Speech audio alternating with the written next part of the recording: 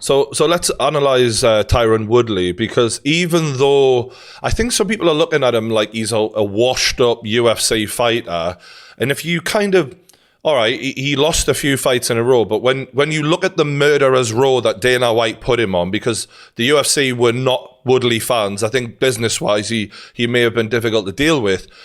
Everyone he fought, like after the Darren Till fight, was top 5 welterweights. He hasn't become a journeyman by any stretch of the imagination, in my opinion. When you look at Colby Covington, Kamaru Usman, Gilbert Burns, and Vicente Luque, he put up a good fight against them all. I mean, he went the distance with Usman and almost the distance with Covington for an injury. If you go out and do what you say you're going to do, a lot of those welterweights are going to have to look at you and go, fuck, like, I didn't do that. Yeah, that's what I plan on saying in my post-fight win speech. Is like, look, after I finish him, is like, look, Kamaru Usman, the big bad welterweight, couldn't even finish this guy, and I did.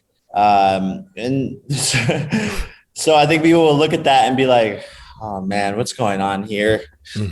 What's happening, man? Yeah, it's going to be very difficult, I think, for a lot of the MMA crowd, because they can't keep turning on the people who lose to you. Like, you know what I mean? Like, Tyron Woodley, I feel like, has earned a level of respect. So they can't just go, oh, well, Woodley was trash. Like, no, Woodley ain't trash. Like, you can't just trash the guy just because he loses to you. And I feel like they're going to run out of excuses as you keep eating up these guys. And that's the goal, right? Is with each one of my opponents to grow the level of competition. And at some point, people aren't going to be able to say anything, My brother went 8 rounds with Floyd Mayweather. I think people were like, did not expect that at all. Bro, the way people were desperately trying to say anything, they were even like clipping parts of the fight up where he was obviously putting his weight on Floyd as if Floyd knocked him out and then helped him up. It's like Floyd was trying everything he had to get this guy out of there. I saw it firsthand. Floyd was pissed. Mate, yeah. I could see it like ringside. He was swinging hard, doing all these like dirty little tricks. And by the end of the 7th and 8th rounds, he was like yelling at the referee, and you could tell he was doing everything he could. There's that clip of him in the corner where his cornerman says, work the jab, and he's like, it's hard to hit him, really hard to hit him, So I think you two are victims of the same thing, though. You two could cure cancer, and people would be like, yeah, but someone was going to do it. Like, you're just not going to get credit, really. So what do you feel like when you've been studying Tyron Woodley's career? What do you see? He is always on his back foot, sort of up against the cage, sort of striking, moving backwards. So that's like one thing we've noticed a lot of. And he's quite passive, surprisingly, when you think of the fact that he knocked people out. Yeah, exactly. He's like waiting for that one punch, being very patient. So those are some of the things we're picking up on.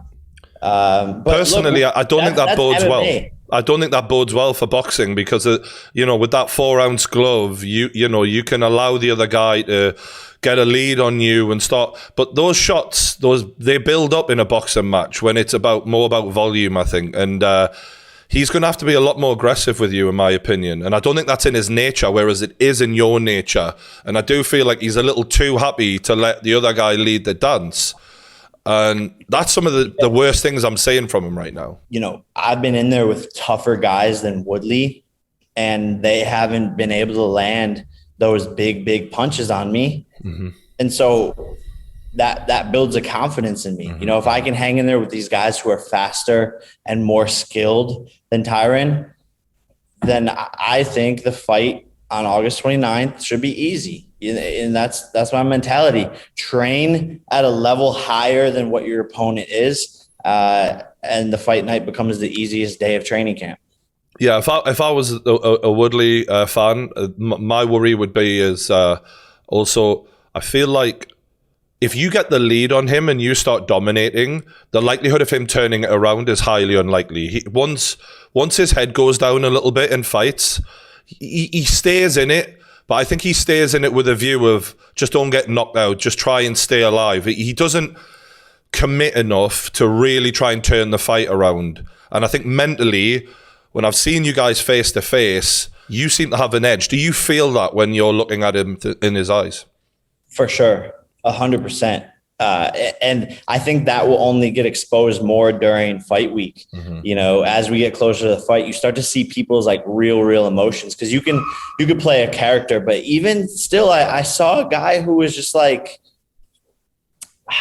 I don't know how to describe it, but just not fully there in that, in those present moments, and not fully understanding what this fight is. The real telltale fight of Woodley's for me was that last one, Vicente Luque, where everyone said, "Oh, you have to come out a bit more aggressive. You know, this is it. If you don't win this one, you're getting cut." And he came out aggressive, but it wasn't smart aggression at all. It was just dumb, if I'm being brutally honest. And I'm not having a go at the guy, because, you know, he's done great things, but for his standards, he went from one extreme, being really passive, to overly aggressive, and he got caught like quite easily, even though he was actually landing a fair bit up until that point. The legs were wobbly, like so bad. Like, did you see the way he was sort of like disco spinning towards the cage at one point? I mean, yeah, he jumped in he like bounced up like a gazelle, with his leg bouncing and being wobbly. And like you said, he wasn't being smart at all. You know, he was landing good punches, but then he was just taking a bunch. It was desperate. And that's the thing that you seem to be preying on a little bit, is saying, you know, when you said that line to him of like, this is your last big payday, do all the deals you can, because there ain't nothing happening after this day. And I really felt like that landed. It's the truth, you know, and I meant it when I said it. Like, bro, do everything you can. This is your last payday, because I think I'm insane, man. But like, I work so hard, and I've done everything right in this camp because I know what's at stake, and I know he is not working nearly as hard. I just know it. And it's that's the X factor with you. I feel like I think, because when you don't know what it takes to be a level of YouTuber that you got to, where it was the daily vlogging and the obsession that you had with growing and becoming number one, when you apply that to other things, that you're always going to succeed to a degree. And I feel like what you're exposing more so than people saying, "Oh, it's the level of MMA striking," I think you're exposing. A lot of fighters out there think they train hard, but they probably don't actually. And the growth that we're seeing with you is I think exposing that you're just obsessed, and that's what you're achieving right now because of that hard work. 100%. Like I couldn't agree more. You know, I think I work harder than 99.9% of the fighters out there. I think I'm in that highest percentile, just based off of what I've seen. And I think I have to be, because of the expectation and the standard that, you know, I have to live up to. And I spar some of these pros. I'm going on jogs with some of these pros. You know, they come in, we do our thing, they come out, they go out, they're done. I keep on sparring. I hit abs, I hit neck, I'm stretching afterwards, I jog home, I'm doing the ice baths, the recovery. Like, I'm doing the extra mile every single day, even when no one's watching. Are you feeling more like a fighter now that this is becoming more routine, and that is this becoming normality a bit more? For sure. I honestly don't even remember what it's like to not be a fighter. I think that moment hit me when in the Ben Askren fight, in the locker room before, my coach BJ was like, "Hey guys, get used to this. This is what we do now." And I was like, damn, he's right. Yeah. This is what we do now. Like, before the Deji fight, I'd get like nervous and I was so excited and like, what am I doing? And then the Gibb fight, cool. And then the Nate Robinson fight, cool. And then the Ben Askren fight, it's like, bro, we really just do this now. This is our job. And so I think having that point of view of like, I am a fighter and this is my job now, and this is all I've known for the past 2 years, it helps me so much in the lead up to these fights, where I think a lot of people like Tyron or some other fighters, they might be getting nervous when it's the biggest fight of their career coming up. For me, I'm just like, bro, this is what I do. This is what I train for. This is my moment. This is my time.